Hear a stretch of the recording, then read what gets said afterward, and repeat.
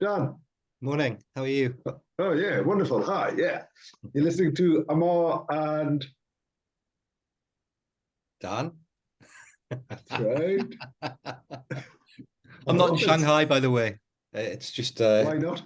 I've decided to fly in for the show, especially. So it's just a background that I put on for you today, Wonderful. Wonderful. which is great for listeners. Obviously, being a radio show. Oh, absolutely. Absolutely.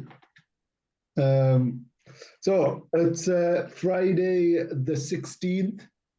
I don't think it's Black Eyed Friday, is it? Today is that next Friday? I think it is. I think you Yeah, could be right. yeah. But it is Friday, probably the full working Friday before Christmas.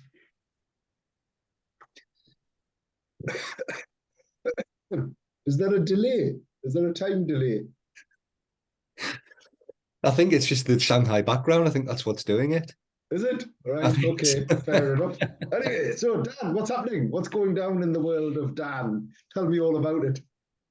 Well, we've had quite an eventful week, I think, Right. this week, plagued by illnesses, coughs, colds, and things like that. And as I'm sure lots of listeners and especially those within businesses would understand that as a small business, it's incredibly tough to stomach those losses of staff in times of illness, and it's one of those things where people have to step up to the plate really and kind of get things done. So it's been a mixed week with lots of different activities from a promotional aspect across the different businesses that we work with here at the SME. We've had some customers in, speaking with customers all the time, talking to them about improvements to their businesses, what it means for Christmas and shutting off for Christmas. We've talked about our own opening hours and how we're going to manage that type of thing. And we've also been following up on some of the programs that we've had previously, as you can see behind me. For the listeners who can't see me visually, obviously check out the video later on today. Get a link off abconnections.com. But essentially, Yola came to a tumultuous, sort of fantastic, amazing climax last week, working with the AHSN, which is the Academic Health Science Network, which is the serious interface between innovative companies and the NHS, which Ammar, I know you were involved with. You might want to talk us through that in a second. And then also just getting stuff off the ground with new things on the horizon, working into next year, doing a lot of good work down in the Tees Valley area.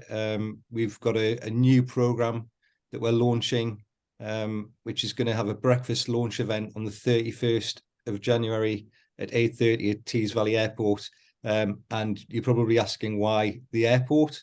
And the airport is obviously a destination that you go to travel. And the subject matter of this particular program, which is really, really amazing, is basically how to innovate for internationalization, or to put it simply, how to get your business ready to scale and grow overseas, which if you're a mature, maybe more established business and looking for other ways to generate value and income, overseas markets can be quite attractive. So they're the main things, Ammar, that we've been looking at this week. Fantastic. A busy week then, Dan. It's sounds like it. Yeah. No, it's definitely kept me out of trouble. Or kept you in trouble. Well, maybe. Whichever way you look at it. And what's a highlight for you? Well, actually, funny thing was, a lot of you may or may not be aware that as the SME, we run a really fantastic program called Pitch Perfect, which is in conjunction with the Teesside University and Grow Tees Valley, organizations, and it's all about really trying to help businesses move forward significantly, potentially if they're looking for investment or looking to hone their business acumen and their presentation skills. I mean, even not necessarily just looking for investment, but if they just want to get their sales pitch and their closing to be tight and actually make sure that they close on the leads that they get. It's a fantastic program. Anyway, long story short, in filling up the last few places for that event, I had a discussion yesterday with Amjad Kazir, which was he was actually one of our fantastic awards winners at the ABC Awards back in October. I actually was fortunate enough to give him his award and made a really good friend on the evening. And I think that in speaking to him and mentioning the work that and bearing in mind he got back from Qatar 2 days ago, so he was actually invited over there by the authorities to do the good work that he does, which is really, all about education, really, and understanding and culture and developing people who are potentially at harm or at risk and sort of helping people. And I think he had a fantastic visit over there, saw the England game, I believe, but he came back from it, and I think he's very inspired.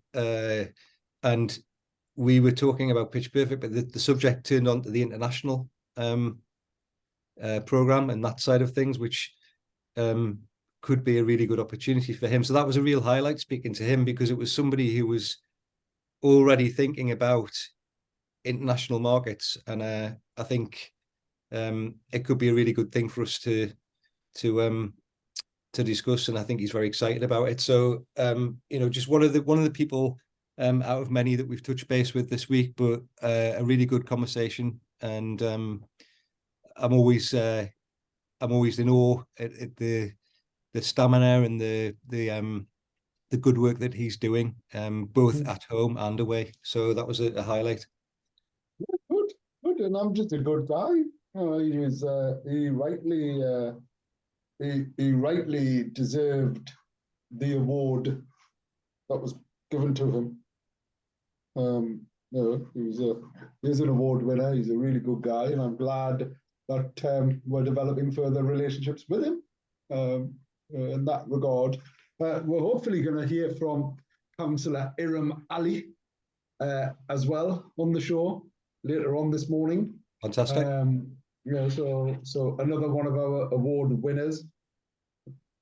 I will just make sure that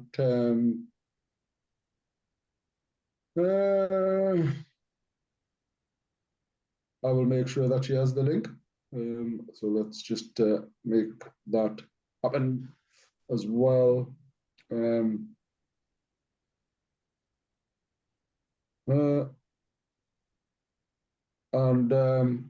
then, yeah, it feels as if, as you say, we as an organization, but similar to lots of other people, have all been impacted by sort of, it's not just COVID, is it? It's anything but. No, and I know myself. I hate being ill. It's like a stop you in your tracks type illness. And I want to race back to get to things as quickly as I can, because I don't do sitting around very well. And the unfortunate thing about that is that you can kind of maybe rush it. You can do it in a way that it affects others. Potentially passing things on. And I mean, I was just speaking to another colleague this morning, and they're saying that their cough's coming back. And I don't think this is a cough thing that is something that is related to COVID. Actually, people are testing and they're testing negative. I think, from my perspective, it feels like there's just a whole world of different things that have come around after kids not mixing, people being off work, the time of year, and have propagated into things that maybe weren't around before. So other manifestations of viruses, etc. And the one thing that I do seem to see that's quite common across, I think I was speaking to Jalf about this last week actually, is that it just seems like people can't shake it off. It's like they're not ill enough to be at home. They're maybe a little bit too ill to be around other people, but they still want to work, and they're just really struggling to, eradicate. And I don't know whether it's just our defenses are lower, whether we're just, I'm not, for myself, I'm not eating any differently. It's just one of those things. But see a lot on social media about things just sticking around for longer. Without a doubt. Jeff's joined us as well. Jeff, are you there? Good morning, Jeff. Are you having a laugh? Hello, Jeff. I think his phone's joined us. Yeah, he hasn't. Just his phone. Yeah. But sorry, Dan. Yeah, you're absolutely right. It does feel as if everything and everyone is like suffering. Certainly, at the beginning of this week for me, it was a case of I felt as if I was catching something, and it didn't then quite get to a stage of full blown whatever. But it's like the team in here, like all of our colleagues, yourself included, are just sort of constantly seem to be battling with different types of ailments. And actually, whilst we did, all of us were severely unwell, it was quite unusual in that never had apparent flu, because that's what it was allegedly, sort of diagnosed as flu, as bad as that. And it was horrific. And it's like, and everybody's left with something. And it almost feels as if the mutations of whatever it is, and you're right, there is these mutations, kids' defenses. If I think about the formative years of Zara, our 4-year-old, she spent half of her life in lockdown. Massive. Like half of your life in lockdown. Yeah. Right? Yeah. So socially, mentally, physically, all of that has been constrained in those times where you would be developing all of those things. Tackling bugs, tackling sort of, and it's interesting. It's really interesting that you can, having looked through sort of her experiences, how you can then reflect on wider, broader experiences. Absolutely. I totally hear that. 50%. I can't hear you. Can you hear me now? Can you hear me? I can hear you. You can still hear me? Yes. All right. It says, yeah. There. So we've got them. Okay. But no, totally. Hey. Samsung SM5908B. Well done. Yeah. Good morning, gentlemen. Morning, Jalf. Hey, good morning. Sorry, I have trouble with my network, so I've managed to get a hold of my brother's phone. How you both doing? Yeah, wonderful. Haven't seen him off for ages. It's probably the longest it's been since I ever saw you more. Has it? Seen you last week? It seems as though I haven't seen you forever. Yeah, well, only because you've been away. So tell us, Jeff. Oh my goodness. What? Honestly, we had the most incredible time. It was like there's 3 of us that went. It was like it was an experience of a lifetime. It was so amazing. It really, really was. Oh, well done. Well done. So tell us, well, no one knows where Jeff's been to London. So, so I've been fortunate enough, managed to get away to Qatar for the World Cup I got there got there this time last week. I arrived in Qatar Friday morning around about. Talk us through the journey, because it was a journey. Yeah, it was. I mean, we were a architect friend who was involved in the construction of some of these amazing stadiums. Managed to get a hold of some tickets to begin with. So and we had only 2 matches that we were going to initially. Right. And it was, and we didn't know what the matches were going to be, but we just wanted to experience the World Cup. Right. So it transpires the first match that we went to was Brazil against Croatia in the quarterfinals. So we got to that in a place called Education City, which is a city based off all the educational institutions around the world are basically located there, and they've got a stadium. So that was the first one. I got there about 9 in the morning, Qatar time. We were staying. I mean, it was quick. Where did you fly from? Where did you go from? And from Newcastle on the Thursday, around about 4 o'clock. Got to London, and then got this 9 o'clock train, 9 o'clock plane to Doha, right? And guess who was on my train? Guess who was on my plane? Raheem Sterling. Yeah. Who plays for England? Because Raheem had a problem.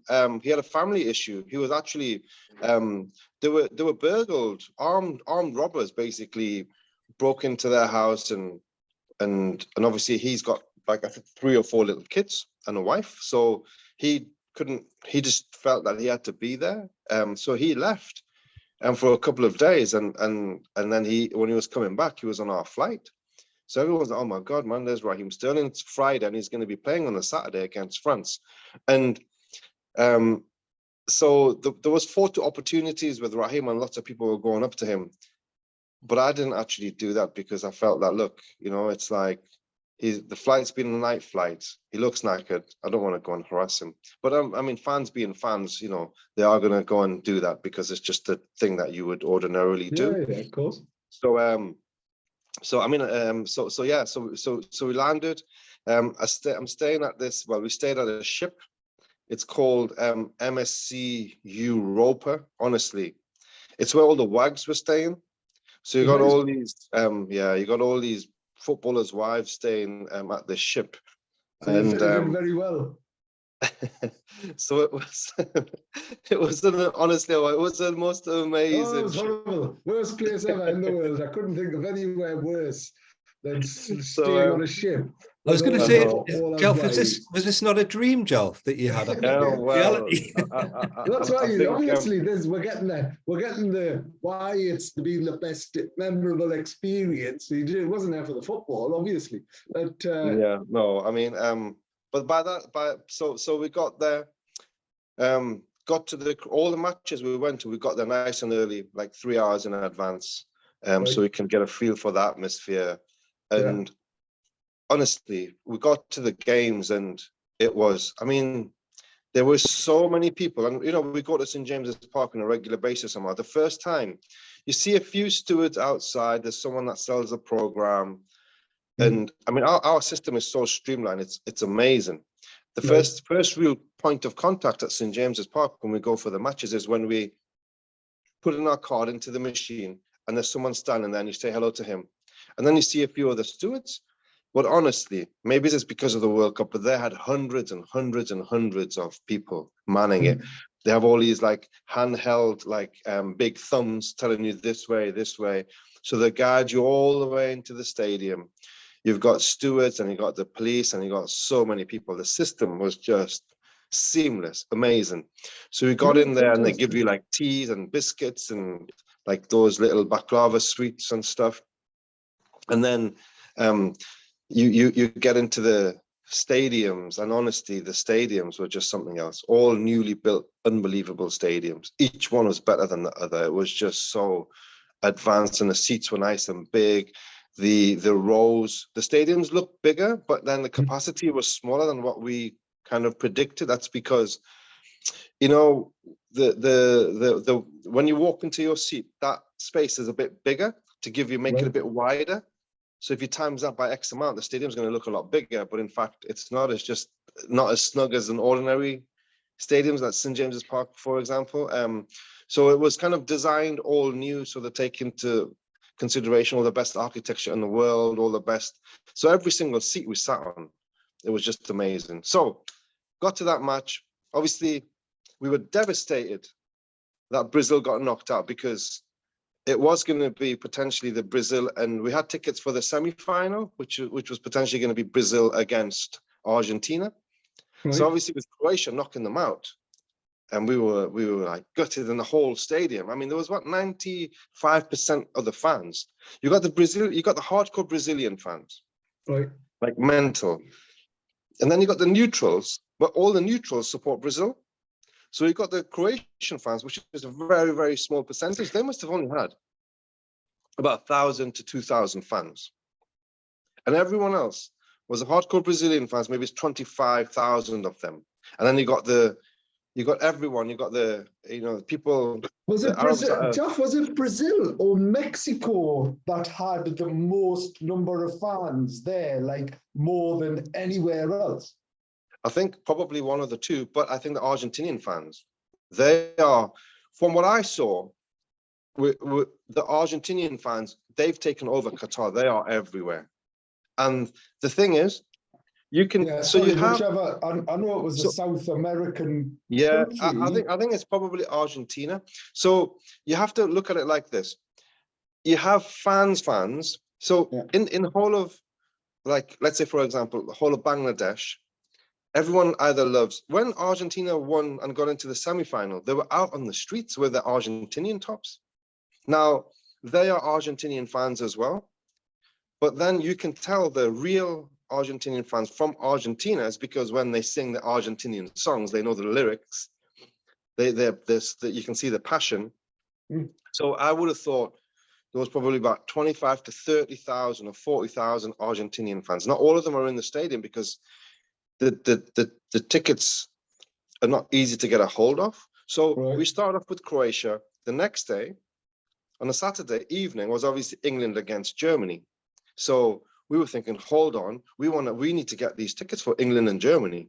So we start putting the calls out, ringing all their friends, and we, when you know people and you know people and you know people, they kind of can make things happen. So we knew we knew a developer there, and he's a Greek developer, one of Taf's friends, and he managed to get us 3 tickets for the England game. And that was we were so happy. Got to the England match, and the tickets were just unbelievable. They were literally there was about 3-4 rows in front of us. We were on the fourth floor and 4th row, right next to the corner flag, and everyone was warming up. And you can see everyone. You can, like, Jordan Pickford as well, you can, like, literally, they hear you and they acknowledge you. It was just amazing.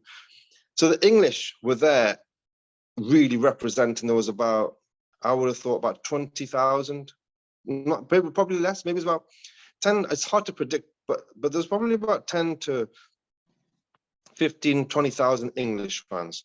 But the French only had about 2 to 3,000. So we outweighed the French. And honestly, experiencing that, and when Harry Kane missed a penalty, it was like gut-wrenching. It was so painful. It was horrible. It was, honestly, I had my hands on my head for like 2 minutes, and I stood up. I was thinking, oh my goodness. And then you just think that, yes, Rashford's taking this free kick and we're right there. So come on, you got to get this. And it just didn't happen. And we didn't want to leave the stadium, and we had to get ushered out by the stewards, because it was such a emotional experience. And you're just like exhausted, and you just want to sit there. And the guys were like, come on, you got to go. And I said, look, man, we're too sad, man. You got to, like, let us, like, get our breath back. And then eventually we kind of slowly dragged ourselves out of the stadium. And then later on, Jalf, I was going to say, just, on the build-up to all that, were you guys discussing the referee's judgment at all?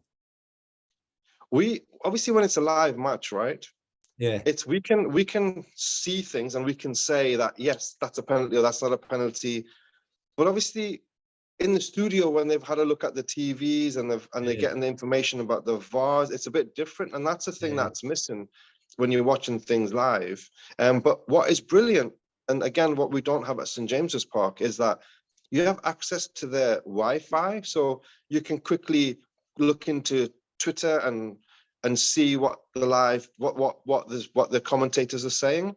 So you got that as an advantage, but obviously you're so focused on the game that you just don't want that to disturb you as well. I was going to say, because like the actual live event, and then the how gut wrenching it was, right? It must have felt that the match was a little bit fairer than what I was watching. So, you know, from my perspective, it was tinged with a bittersweet moment of like, well, not only has he missed a penalty, but the referee's been grossly unfair with this as well. And I'm never one to like sort of judge. I'm always like, oh, the referee's words final, you know, all this sort of stuff. But it dawned on me actually, Jalf, just given your disappointment, and I was speaking to a friend about this yesterday, that one man's decisions on that day affected the entire nation. But there's something you need to. This is something you need to look at slightly differently. Okay. So what you're seeing, right? And this is quite important. You're seeing the commentary of either BBC or ITV. I was watching right? it in Al Jazeera, mate. Okay. No, it wasn't. BBC and ITV. That's going to give you a different perspective to what the French the French TV is saying. Yeah. And so I think from when I was over there and watching the other commentary and speaking to people at the end when it all died down a bit, they said there was a critical decision when I think Harry Kane, there was calls for a penalty which wasn't even given as a free kick, but I think that was outside the box. So that wouldn't have been a penalty. It should have been a free kick with a yellow card. I think that's what the prognosis was. And I think generally over there, the prognosis was that, yeah, there's some little details. There should have been a free kick here and there, but the big decisions, I think, between the VAR and the ref, they got correct. And there's one big decision, which was a call for a penalty, but it wasn't because it was outside the box. So a free kick maybe, but otherwise I think it was kind of quite fair and square from that other part of the world. I'm just giving you an insight from the other part of the world. It's fair enough.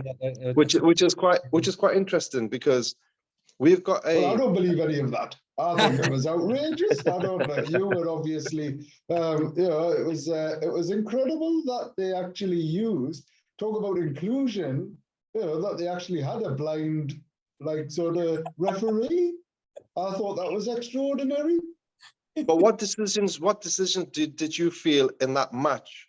Critical decision went against us. The fact that Harry Kane thought he was playing rugby.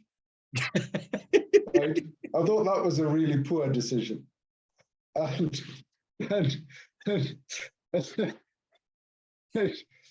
mean, the thing is, they were actually, joking aside, right? Jesting all aside, I just felt, and actually using, a referee, joking aside, and no disrespect to the referee, but there were some very poor decisions. But it's a really challenging game. It's the World Cup, right?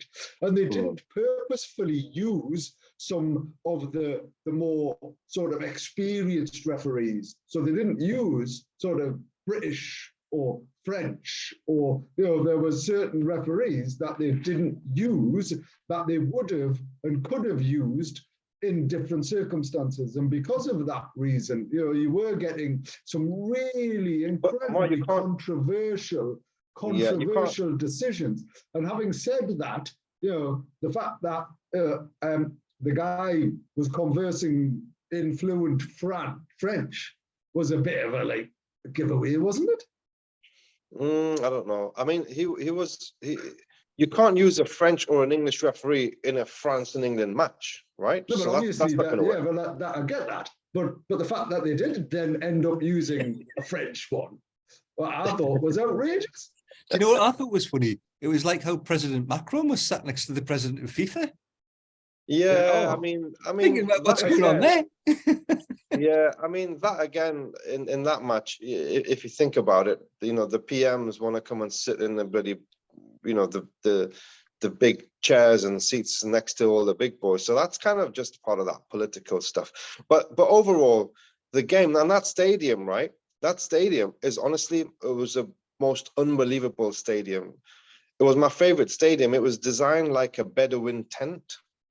Right. And the capacity was 68,000, but honestly, the footprint is a lot bigger than Wembley, because inside, you know, when we go to our matches and you got those, if you're climbing up the steps and you got those back of house stairs that you have, the steps when you go up, and it's all just block, made out of block, and it's like the cheapest thing, they can't spend any money because it's the back of house.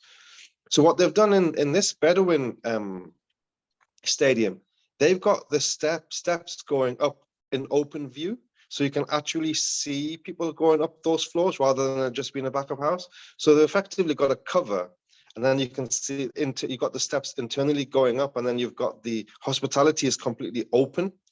So you can see all the big boys in hospitality, and you can see all the like former players like eating in hospitality and stuff. Right. And imagine like everyone's like, oh my God, there's like Ronaldinho, and you can see them eating, and you can see them having that conversation. And I thought that was like, it adds to your experience, and you think, oh man, I just want to like be over there. Why don't I know, like, you know, why isn't Ammar here? Because he could have got us into hospitality and stuff.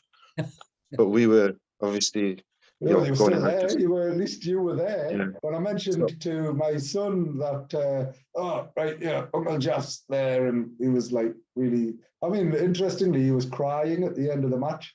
He was genuinely upset. I had tears in certain games. It was just like sad. It's sad because it was just like amazing. And then I bet you there was a great boat party afterwards, though, Jalf, wasn't there, at your place? Well, no, because all the wags were upset, weren't they? So they weren't. Were they not French? FIFA itself is like Fédération Internationale de Football Association. Is a French acronym. Does that not give it away somewhat? Well, the bars were full of the French on that particular evening. So yes, there was that match. The next match we went to was the semi-final between Argentina and Croatia. Watching Messi doing what he was doing on that day was just amazing. I mean, that run that he did, he lights up the stadium, and everyone you can only yell and scream, and there's nothing else that you can do in amazement. So that match again, we went to the stadium where the final's going to be. The bowl, and that was just an incredible stadium. It was such an incredible stadium. And what we did was, by that time we had worked things out, because there's some other interesting things, Ammar. We met we've got we managed to meet a driver who's from Bangladesh. So we became friends with him. So he said, right, you're coming with us, like stay with us all day, all night, take us here, take us there, eat with us. Right. And we were giving him like 500 Qatar riyals a day, which is about 120 quid or something. Right. So he was taking us to the matches, but he knew all the shortcuts, and he knew where to park. And whereas at the start, to get close to the stadium, it was so difficult because you're miles away from it, and you have to walk because of the security. So then we got talking to this guy, and I said, oh, look, tell us about the immigrants then. Do they treat you bad? Do they do this? Do they do that? Give us some information. And he was like saying, no. He said, look, I've been here since I was 16 years old. I'm 42 years old now. And all these years, they've treated us very, very nicely. The only things is that, look, they don't give citizenship. And that's something that disappoints me, because I've been here for such a long time. I feel that I deserve citizenship, but they don't have any rules for that. But in terms of treatment, he said the Qataris are very, very nice people. And I said, well, what about all of this stuff about the construction workers and the migrant workers? And he said that, look, I have friends that work in them, and I live in a house with 6 other people, and 2 of them work in the construction sites.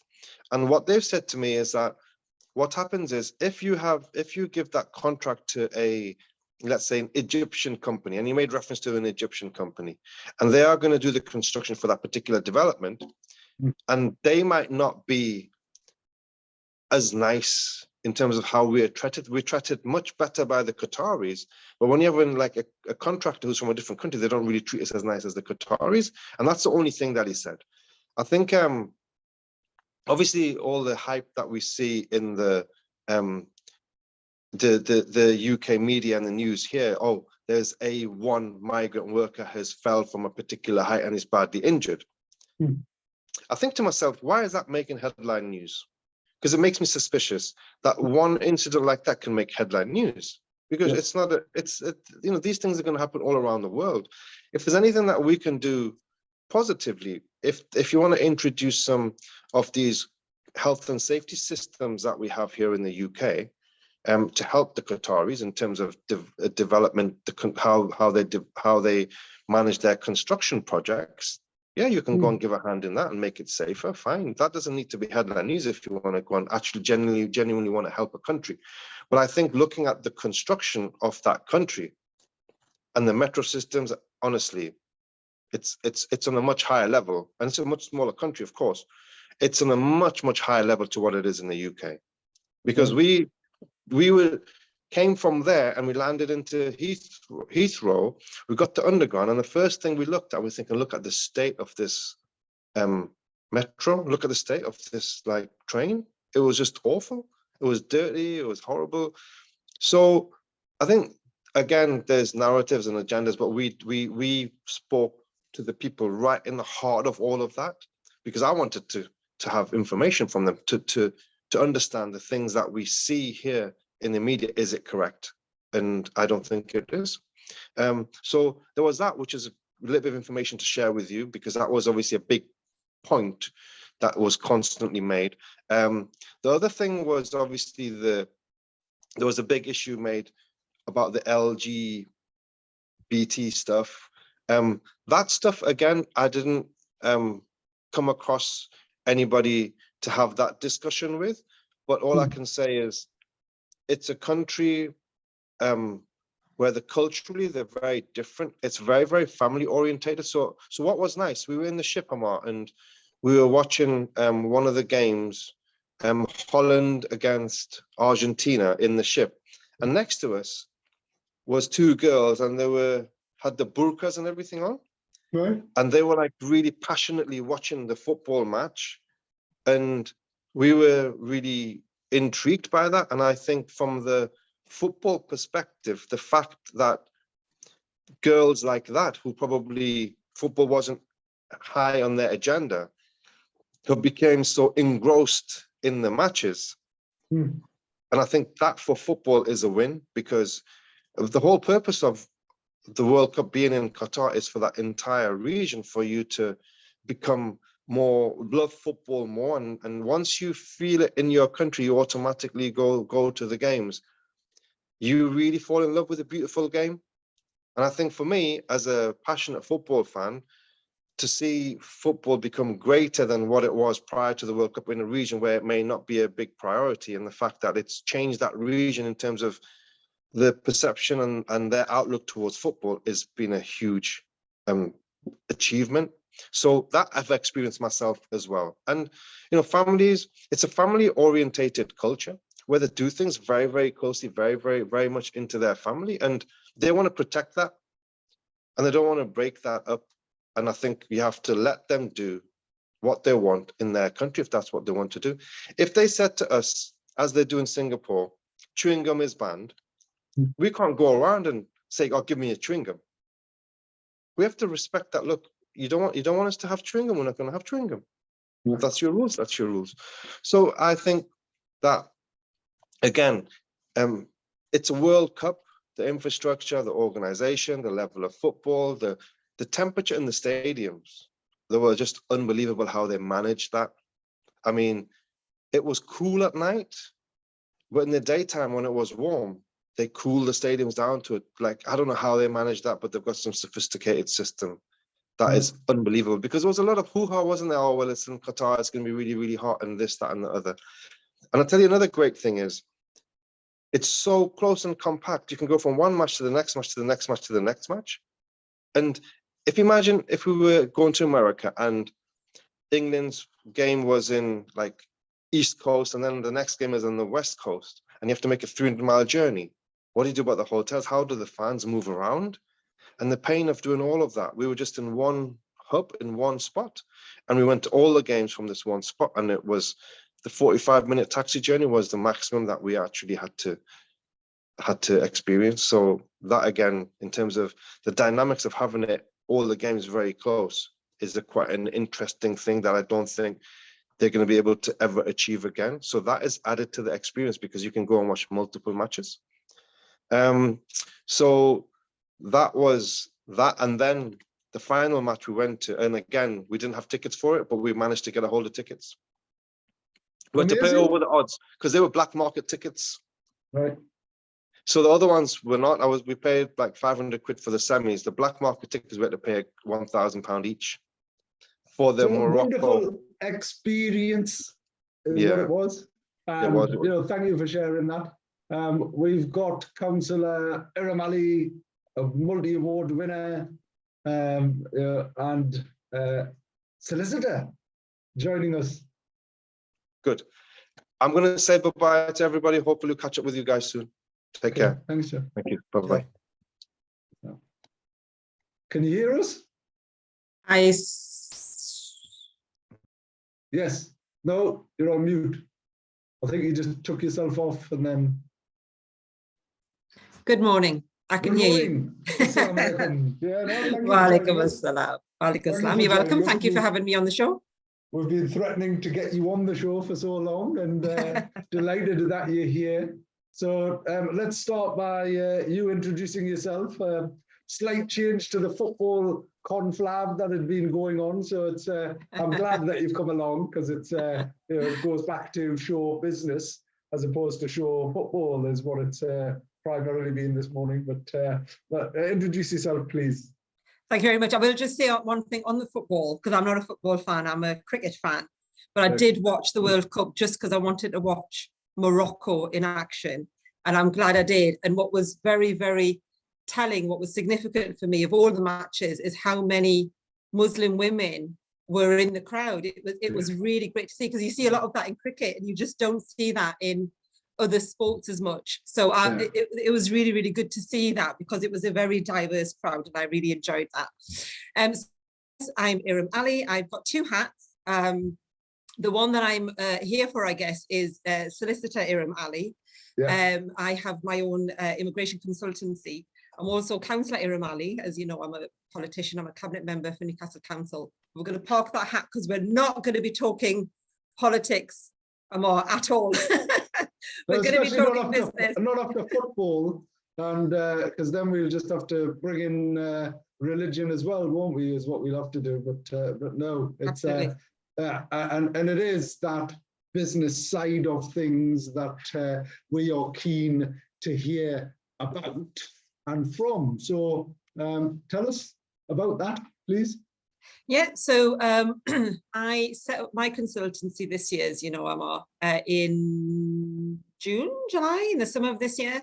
And this is the first time that I've gone into business. So my dad had a business growing up, and I really hated it because we never got a chance to go places as a family. It was the typical kind of, you're working all the way through, and you would only ever go to Pakistan as a family if there was an emergency and all that kind of thing. And it really put me off for life. Well, I thought it put me off for life. And then slowly, I've got 5 brothers as we've got older and, went on our own ways. 2 of my brothers have got very successful businesses, and just used to watch their lifestyle, which was very, very different to mine. And I think when the kids I've got 3 children, and as they were growing up, I was in that routine, school drop off, go to work, and then Sad would pick them up and I'd leave at 5 and come home. Yeah. And as they've got older as well, they're, the eldest 2 are at uni, they've got part-time jobs, shifts of change. We're coming in and out the house at different times, we're eating at different times. And it was so chaotic last couple of years, especially when we started to come out of lockdown and whatnot. And I was just like, oh God, this is just, it's just never ending, because when your kids are at school 9 to 3, you've got a really good routine, exactly what you're doing at what time. So all of that. And then the kids really were, me, you're never here, you're never there, you're never with us, blah, blah, blah. I was like, I am home every evening. Like, yeah, but, holiday was an issue. I can only take 2 weeks off. and then Sad was like, you stay, I'm going to Pakistan for a month. And he would just take off and go at random times. So there was that. And then I think as I've got older as well and started to become a bit more practicing, that started to become issue, just wanting to make sure that I was reading my Salah on time and all of that, and Ramadan. So I think it just come to the point in March, April, during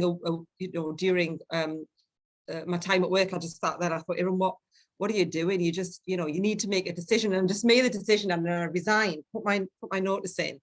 And I thought, right, I'm gonna do it. I'm gonna set up on my own, which is something I've always wanted to do as a solicitor. Yeah. But really did enjoy the 9 to 5 and not having to take the stress home. And then financially as well, Ammar, because as a solicitor, you're always, your target's always kind of billing 3 to 4 times your salary. And I thought, it's just, this is crazy. And I suppose I did do a whole year in property, and I think that put me off more than anything else. Yeah, fair enough. I was questioning my existence, thinking, Irim, what are you doing? You've always wanted to do immigration law and human rights. Why are you buying and selling houses for people? It was crazy time.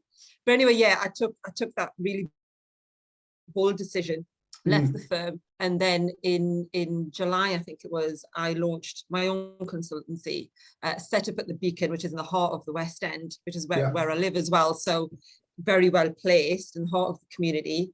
And mashallah, I've done great since. So now I'm my own boss. I time the office. That mean? What does it feel like, and sort of what's the highlights? It's I do sit then, I think, why didn't I do this before? Right. So I manage my own diary. I go into the office when I've got client appointments. I do a lot of the stuff from home. I've got a very flexible approach. I'm not having to answer to somebody, if you like. I'm not having to justify taking on a case. Because and I've always worked like this, if I've got a gut feeling, I do go with my instinct. But then when you have to explain that instinct, sometimes it's difficult because it's not in line with the immigration rules, for example. Yeah. And I'm arguing that, but this person as a human has got a right. So that's what I'm going by. And then little things, Ammar, it's like, not having timesheets, billing. Billing was, my life for years I've spent in 6-minute segments. Do you understand? So I'm always like, what am I doing for this 6 minutes? What am I doing for the next? It's always reporting those 6 minutes. And when I didn't have to do that, it was great. It was really, really good. Well, it helps you then be able to focus on the really important stuff, isn't it? Which is the people. The clients, so to support them. I mean, it's really interesting because, as you know, my wife's a solicitor, but it's like the amount of time spent administratively, sort of ticking boxes somewhat, but equally, the other thing that clients don't realize is that, when you're saying you're going to bill them X an hour, that isn't, the natural thing is, my God, is that what you're getting paid? It's like amazing, but it's, as in, it's curious that, that isn't the case at all. So it enables you to, I imagine, you've got your flexibility, you've got your ability to focus, but it's also being able to provide real value as well, isn't there? That association as well. Absolutely. Because I think when when you're working traditionally for a firm and you've spent, say you meant to spend an hour on a case and you spent 2, I used to find it quite unethical to have to explain why, because what the system doesn't build in is time to think, and you just feel like you're always having to produce all the time, and you don't the billing time isn't as generous in that sense. And then just being able to take some risks, because as an individual you might be happy to take a risk, but the firm might not be happy for you to take that risk, if you like. And I think the thing that I really enjoy more than anything else is just being able to give more time to clients, because sometimes clients, you need to build that rapport. And I find that really important, because this is someone's life. It isn't a transaction, as you find in property law. It's someone's life. There is so much attach one case, Yeah. and if it doesn't, you don't get the outcome that you're hoping for, the effects are devastating for that individual. I've really enjoyed oh, hello, my cat. Hello. I've really enjoyed, right, you're not going to sit on the keyboard, no, Yeah. thank you, off you go. So I really enjoyed that aspect, the flexibility of it. Right. And I mean, now, my family members are more, they're like, oh, I got into business, have we? Because I'm always like, no, not doing it, Yeah. not doing it. Even No, to it's Saj, good. Saj had, Yeah. they're like, oh, should we do this, should we do that? I was like, no. We're not going into business, we're not going to. But the flexibility you've got in your business, because if you organize yourself well, Yeah. you can go and take a month off, Yeah. for Ramadan or for without a Pakistan or doubt, whatever. without a Yeah, doubt. go traveling or And whatever. it is. And whether you decide to or not, it's more the point that you can, if you so wish. It also allows you to be a bit more flexible towards your clients as well, doesn't it? In regards to not just time, but time of day and things like that and whatever else. So tell me a little bit more, and our listeners and viewers, Irim, about the services that you offer. So what's your special sauce? What makes you unique? So yeah, immigration law has always been my thing. Right. So even before I became a solicitor, I was doing advocacy for people that have been trafficked into the UK. So it was making representations to the Home Office down the asylum route or the Modern Slavery Act, using the Modern Slavery Act to try and get leave to remain for people. So I have been involved in immigration for a really long time in various aspects of it. I did a stint in asylum when I finished my training, did that for 6 months, but my specialism is private immigration.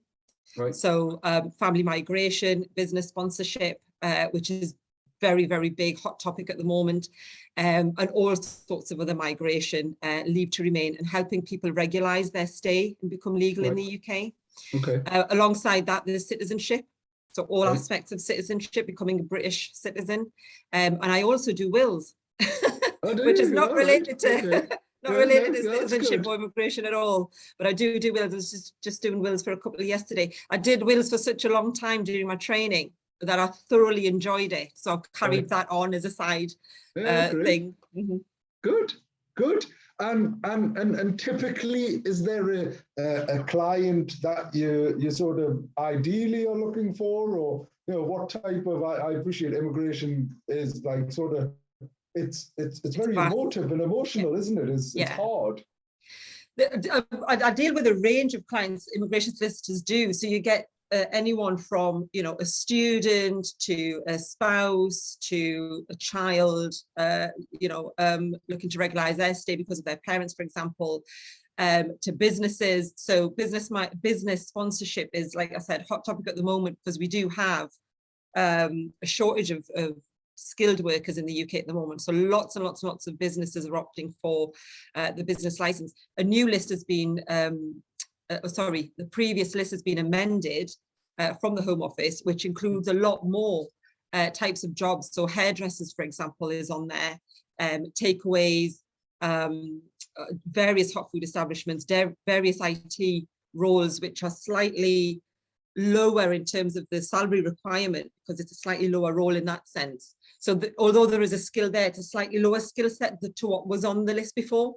So lots and lots of business clients coming forward.